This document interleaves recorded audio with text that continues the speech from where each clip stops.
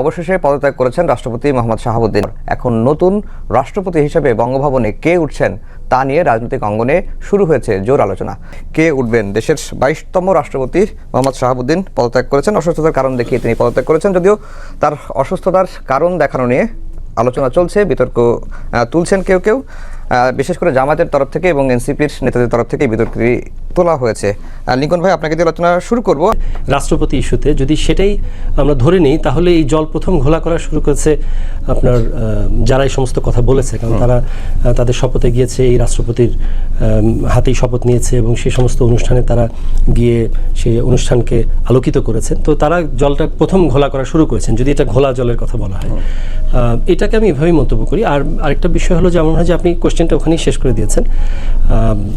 আর উনি আজকে যে পদত্যাগ করলেন, সেক্ষেত্রে আমার মনে হয় যে উনি তার কারণ বর্ণনা করেছেন, এবং এখানে যদি ওনার বাকি যে সময়টা ছিল সেই সময়টা থাকতেন, এখন অসুস্থতার কারণ বর্ণনা করেছেন, সেটা উনি এক্সপ্লেন করবেন যে সেটা উনি কেন অসুস্থর কারণে ছেড়ে দিচ্ছেন, কি এমন অসুখ হলো যে কারণে রাষ্ট্রপতি হিসেবে দায়িত্ব পালন করতে। এটাকে অনেকে বলছেন যে তিনি যে অসুস্থতার কারণগুলো বা তার যে অসুস্থতা, যেই কারণগুলো পদত্যাগ করতে উল্লেখ করেছেন, অনেকে বলছেন যে এটি তার হয়তো সেফ এক্সিটের একটা প্ল্যান, যে তিনি চিকিৎসা নিতে দেশের বাইরে চলে যাবেন বা তার চিকিৎসা প্রয়োজন হতে পারে। এই ধরনের বিষয়গুলো সামনে আনছেন অনেকে। এর আগে আমরা এই যে সদ্য বিদায়ী যে রাষ্ট্রপতি, মানে সদ্য বিদায় না, সরি, তার আগে যিনি রাষ্ট্রপতি ছিলেন ফ্যাসিস্টের সময়, সেও তো আপনার চিকিৎসার জন্য তিনিও বিদেশে গিয়েছিলেন। তখন অনেক জল্পনা কল্পনা হয়েছিল, পরে আবার তিনি চলেও আসছেন। তো ওনার সেফ এক্সিস্ট কি ওটা ছিল, নাকি আবার সেফ এন্ট্রি হলো নাকি, সেটা তো বুঝতে পারছি না। এনারটাও চিকিৎসার পরে হয়তো বোঝা যাবে।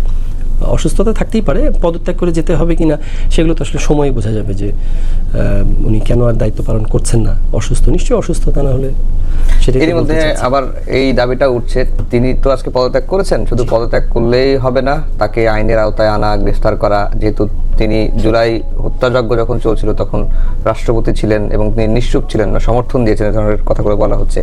শাহাবুদ্দিনের আসলে পরবর্তী অধ্যায় কি হতে পারে একজন রাজনীতিবিদ হিসেবে, আপনার কি ধারণা? আচ্ছা, রাজনীতিবিদ হিসেবে আমি যেটা বলি সেটা হলো, কেউ যদি মানে অন্যায় করে তাকে অবশ্যই তার আইনের আওতায় আসতেই হবে। এখন যে সমস্ত কার্যক্রমগুলো চলছে 5ই আগস্ট পরবর্তী এখন পর্যন্ত, যেগুলো আইনের আওতায় এসছে এবং আইনি প্রক্রিয়া চলছে, সেখানে তার অন্তর্ভুক্তি থাকলে সেগুলো অবশ্যই বের হয়ে আসবে, সে আইনের আওতায় আসবে, অসুবিধা কিছু নেই। এবং রাষ্ট্রপতি পর্যায়ে যারা আছেন, আসলে সাধারণত মানুষ কি করে, আপনার ওনাকে আপনি একটা ধরেন, সে ফর এক্সাম্পল উনি আসলেন রাষ্ট্রপতি, প্রধানমন্ত্রী, এই যে পদগুলো, এগুলো একটা কান্ট্রিকে রিপ্রেজেন্ট করে, তাই না? তো ওনারা ধরেন যদি কোনো একটা অভিযুক্ত হয়ে যায়, তো আপনি কি তাকে একদম ওই কন্ডেম সেলের মতো একটা কালো কুঠরিতে রাখতে হবে? বিষয়টা কি এরকম? মানে মানুষ একটা জায়গায় অ্যারেস্ট করে কেন? যে সে যাতে পালিয়ে যেতে না পারে, তার কার্যক্রম চলছে, তারপর সাজা হয়ে গেলে তখন সে সাজা অনুযায়ী ভোগ করবে। তো সে যদি কোনো মানে মামলায় অভিযুক্ত হয়, তখন রাষ্ট্রীয় আইন অনুযায়ী তার ব্যবস্থা হবে, অসুবিধা তো কিছু। সালাউদ্দিন আইয়ুবী ভাই, আপনারা কেন এটাকে জল ঘোলা করছে বিএনপি, এই ধরনের কথাগুলো কেন বলছেন? কারণ তিনি তো ব্যক্তিগত কারণ দেখিয়ে পদত্যাগটা করেছেন, অসুস্থতার কারণ দেখিয়ে পদত্যাগ করেছেন, সরকার তো তাকে চাপ দেয়নি। এবং শাহাবুদ্দিন সাহেব নিজেও বলছেন যে সরকারের তরফ থেকে কোনো চাপ ছিল না। জি, নাহমাদুহু ওয়া নুসাল্লি আলা রাসূলিল কারীম।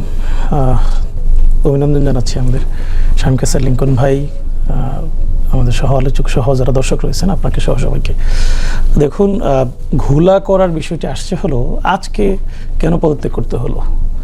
এই পদত্যাগ কেন, যখন শেখ হাসিনা চলে গেলেন, শেখ হাসিনার যিনি রাষ্ট্রপতি ছিলেন তখন, অথবা এই সরকারের শুরুতেই কেন করতে হলো না?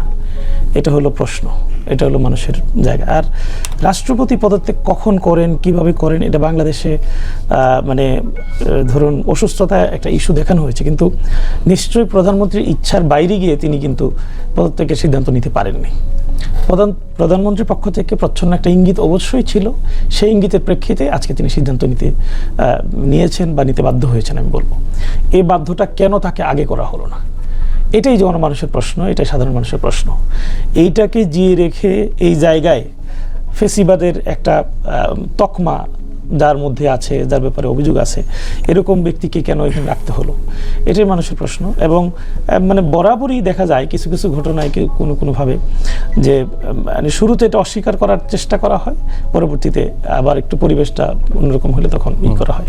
দেখুন মানে রাষ্ট্রপতির ইস্যুর মতোই যারা এগুলো কথা বলছে, এর আগেও তত্ত্বাবধায়ক সরকারের গত নির্বাচনের মানে 1996 সালের নির্বাচনে যারা যে ফেব্রুয়ারি নির্বাচন যেটাকে বলা হয়, সেখানে বিএনপি কিন্তু তত্ত্বাবধায়ক সরকার বাধ্য হয়েছে মেনে নিতে, কিন্তু একটু ঘোলা করেছে, একটা নির্বাচন মাঝখানে দিয়ে এটাকে একটা পরিবেশই করেছে। ওই নির্বাচনটা না দিলে তো তত্ত্বাবধায়ক সরকারের ব্যবস্থা আগেই আন্দোলন তো আগে থেকে হচ্ছিল, তখনই কিন্তু তত্ত্বাবধায়ক সরকার ব্যবস্থা মেনে নিতে পারত। কেএম হাসানের ইস্যুতে যে অবস্থান ছিল, এটাও কিন্তু আমি মনে করি যে একটা মানে তখন তো আমরা একেবারে ছোট মানুষ, আমরা যতটুকু বুঝি, এটা এতটা পরিবেশ ঘোলাটে হয়ে যায়, তখন আর আউট অফ কন্ট্রোল হয়ে যায়, তখন যে এটা মানতে বাধ্য হয়। এই ইস্যুটা এইভাবে হ্যান্ডেল না করে খুব স্বাভাবিকভাবেই এই রাষ্ট্রপতি আসলেই বাংলাদেশের বর্তমান যে রাজনৈতিক পরিস্থিতি এই বিবেচনায় তিনি তার যেই ব্যক্তি আচরণ বলেন অথবা পূর্বের নিয়োগকৃত যে প্রেক্ষাপট, সেই প্রেক্ষিতে তিনি কন্টিনিউ করার মতো ছিল না, এটা একবারে রিয়েলিটি। এবং এটা যেহেতু ছিল না প্রেক্ষিতে আজকে পদত্যাগ করেছে, এটা আমি মনে করি যে বিলম্বিত কার্যকরিতা হয়েছে।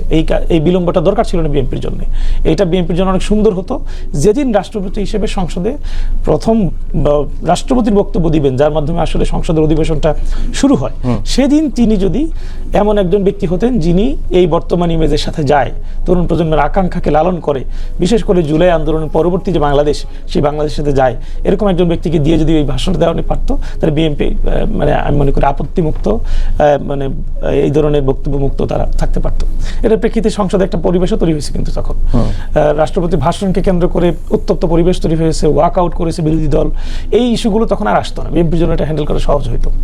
এখন হঠাৎ করেই এই মানে কেন ইজি হয়ে গেল, তখন কেন কঠিন ছিল, এগুলোই তো প্রশ্ন তৈরি করে আসলে তারা এটা করছে। একটা প্রশ্ন তো সেই সময় এসেছিল যে 5 আগস্টের পরে যখন সাবেক প্রধানমন্ত্রী পালিয়ে গেলেন, তার মন্ত্রিসভার সদস্যরা পালিয়ে গেলেন, সুপ্রিম কোর্টের, হাইকোর্ট, আপিল বিভাগের বিচারপতিরা পালিয়ে গেলেন, বায়তুল মোকাররমের ক্ষতি পর্যন্ত পালিয়ে গেলেন, শুধুমাত্র ছিলেন রাষ্ট্রপতিকে যদি পদত্যাগ করানো যদি করতো বা করানো হতো, তাহলে একটা বিশৃঙ্খল পরিস্থিতি তৈরি হতো না সেই সময়?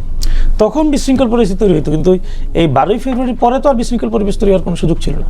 বিএনপি চাইলে মানে সংসদ শুরু হওয়ার সাথে সাথেই রাষ্ট্রপতি নির্বাচন দিতে পারতো, রাষ্ট্রপতি নির্বাচন দিয়ে খুব স্বাভাবিকভাবেই এই কাজটা করতে পারতো, কেন করলো না বিএনপি? মারুফ মল্লিক ভাই, যেটি আইবি ভাইয়ের প্রশ্ন যে 5 আগস্টের পরে বা 12 ফেব্রুয়ারি আগ পর্যন্ত ধরেন মেনে নেওয়া গেল যে শাহাবুদ্দিন যদি না থাকতো, তাহলে দেশে বিশৃঙ্খল পরিস্থিতি তৈরি হতো, কিন্তু 12ই ফেব্রুয়ারি নির্বাচনের পরে বিএনপি কেন তাকে অভিশংসন করলো না বা পদত্যাগের পরামর্শ দিল না? আর এখনও তিনি যে পদত্যাগ করেছেন, অসুস্থতার কারণ যদিও তিনি দেখিয়েছেন, এটাকে একটা ইস্যু করা হয়েছে, কিন্তু প্রধানমন্ত্রীর একটা প্রচণ্ড সমর্থন ছিল বা প্রধানমন্ত্রীর একটা সরকারের একটা প্রভাব ছিল, সেটি বোঝাতে চেয়েছেন। জি, ধন্যবাদ আপনাকে এবং আমার দুই বিজ্ঞ আলোচক, সহ আলোচক, ওনাদেরকেও ধন্যবাদ। দেখেন, একটা জিনিস কি, এই রাষ্ট্রপতির চলে যেতে হবে সেটা অবধারিত বিষয় ছিল 5ই আগস্টের পর থেকেই। প্রশ্নটা ছিল আসলে কখন যাবে, কিভাবে যাবে। এখন উনি অসুস্থতার কারণ দেখিয়েছেন, এটা দেখাতে হয়, কিন্তু উনি যাবেন তাই দেখিয়েছেন। আর 5ই আগস্টের পরে কেন গেলেন না বা 12ই ফেব্রুয়ারির পরে কেন গেলেন না, এটার একটা কিছু কৌশলগত বিষয় আছে। মূল বিষয়টা হচ্ছে যে ধরেন 5ই আগস্টের পরে আমাদের দেশে যে একটা অন্তর্বর্তীকালীন সরকার এসেছিল, তাদের কিন্তু সুসংহত হওয়ার একটা বিষয় ছিল, যে ডক্টর ইউনূসের নেতৃত্বে একটা সরকার বসেছে এবং রাষ্ট্র তখন এক ধরনের, আমি বলবো, নিয়ন্ত্রণের বাইরে। আপনার খেয়াল আছে কিনা, 5 আগস্টের পর এখানে রাত জেগে পাহারা দেওয়া হয়েছে, এইদিকে বিশৃঙ্খল, ওইদিকে বিশৃঙ্খল আচরণ, পুলিশ বাহিনীর উপর সরকারের পুরোপুরি নিয়ন্ত্রণ নাই। আপনি যেটা বলতে হয়তো ভুলে গিয়েছিলেন, অনেক পুলিশ অফিসারও পালিয়ে গিয়েছে 5ই আগস্টের পরে। সো রাষ্ট্রকে পুরোপুরি সরকারের নিয়ন্ত্রণে নেয়ার পরেই কিন্তু আসলে প্রশ্নটা আসে যে এই রাষ্ট্রপতিকে আপনি কিভাবে আসলে, আমি বলবো, বিদায় করবেন ক্ষমতা থেকে, কারণ উনি একমাত্র ফ্যাসিস্টদের প্রতিনিধি ছিল। আর 12ই ফেব্রুয়ারির নির্বাচনের পরেও আমি একই কথা বলবো যে বিএনপি সংখ্যাগরিষ্ঠতা পেয়েছে, সরকার গঠন করবে, এবং তারও কিন্তু পুরো স্টেট মেকানিজমটা নিয়ন্ত্রণে নেওয়ার একটা বিষয় আছে। কারণ আপনি যখন রাষ্ট্র পরিচালনায় যাবেন, তখন আপনাকে কৌশলী হতে হবে, ইমোশনাল হওয়ার চাইতে। কারণ ওই পলিটিক্সের মোমেন্টামটা যে ধরতে পারবে, ও কিন্তু সার্ভাইভ করবে। আর যে মোমেন্টামটা মিস করবে বা ভুল সিদ্ধান্ত নিবে, সেখানে কিন্তু আপনাকে পরবর্তীতে পস্তাইতে হবে। তো আমার কাছে মনে হচ্ছে যে এখন যেই প্রক্রিয়ায় রাষ্ট্রপতিকে বিদায় করা হলো, আমার কাছে খারাপ মনে হয় নাই। একটা মোটামুটি শান্তিপূর্ণ প্রক্রিয়ায়, মানে উনিও চেয়েছেন চলে যাবেন, সবাই চাচ্ছে উনি চলে যাচ্ছেন। তো সেই জায়গায় আমি বলবো না খুব বেশি দেরি হয়ে গিয়েছে, নির্বাচন পরে সরকার 5 মাস সময় নিয়েছে, তারও নিজস্ব একটা পরিমণ্ডল তৈরি করার বিষয় আছে যে বিএনপি ক্ষমতায় আছে, কোথায় কিভাবে কি সেট করবে। কারণ দিন শেষে রাষ্ট্র যারা পরিচালনা করবে টোটাল স্ট্রাকচার বা মেকানিজমটা তো তাদের আয়ত্তে আনতে হবে। এখানে পুলিশ বিভাগ আছে, আমলাতন্ত্র আছে, মিলিটারি আছে, সাধারণ মানুষজন আছে, সবাইকে আস্থায় নিয়ে এবং এক ধরনের কর্তৃত্ব আরোপ শব্দটাই আমি বলবো, কারণ যারা সরকারে থাকেন তাদের কিন্তু দিন শেষে রাষ্ট্রের উপর একটা কর্তৃত্ব আরোপ করতে হয়, পাওয়ার। সেই পাওয়ারটা যে উনি ব্যবহার করবেন সেইটার একটা পরিস্থিতি তৈরি করতে হয়। তো সেই জায়গায় আমার মনে হচ্ছে বিএনপি মনে করেছে যে এই মুহূর্তে তাদের জন্য সিচুয়েশনটা খুব কমফোর্টেবল। এই মুহূর্তে যদি রাষ্ট্রপতি চলে যান, এইখানে আমাদের একটা মাথায় জিনিস রাখতে হবে যে এই রাষ্ট্রপতি বিদায়ের সঙ্গে কিন্তু সিকিউরিটি ইস্যুজ, নানা ইস্যুজ এখানে ইনভলভ আছে, আমাদের জিও পলিটিক্যাল কিছু বিষয় আসলে আছে। তো সেই জায়গায় হয়তো বা বিএনপির কাছে মনে হয়েছে যে না, এটা আমাদের জন্য খুব স্বস্তিকর একটা সময়, আমরা যদি এখন রাষ্ট্রপতিকে বিদায় করি বা উনি যদি বিদায় নেন, সেই জায়গায় আমাদের খুব বেশি সংকট বা সমস্যা হবে না। কারণ স্পিকার